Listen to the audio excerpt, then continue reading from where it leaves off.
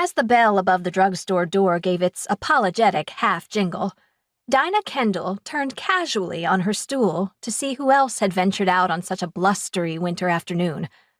She smiled at the trio in drab olive wool coats. Yes, these had to be her assigned marks, though they'd arrived later than scheduled. The first man was older, tall and thin enough to place at least third in a Lincoln look-alike contest if he'd only grow a beard. He surveyed the drugstore with a frown, as if disappointed by how utterly 20th century their surroundings were. A younger fellow stumbled after him, the tortoiseshell glasses on his round face obscured by the sudden fog of warmth. The third man, a college linebacker sort with perfectly coiffed blonde hair, let the door fall shut behind them. While they bantered and stamped slush from their boots, Dinah noted her first impressions. In her memory, of course. It would look suspicious to take out her notebook. All she knew for sure was that they were agents of the Office of Strategic Services.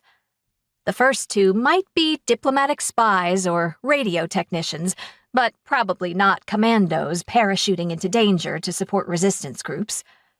The third one, with the blonde hair and loud laugh, well, he had the build of a field agent, at least.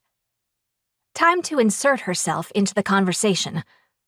Dinah smiled warmly as the three army men approached the counter. "You're brave fellows coming out in this weather?"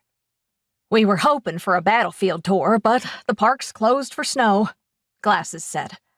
His southern accent made her wonder which side of the war his great-grandfathers had fought on.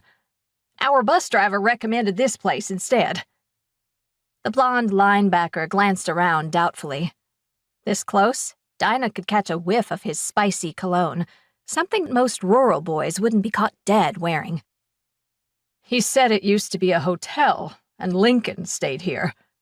"He did," she assured him, knowing that the maze of boxes and bottles flanked by an ordinary diner counter would be a disappointment. In fact, President Lincoln wrote the Gettysburg Address in a bedroom upstairs. The older man's eyebrows shot up. "No kidding?" She nodded.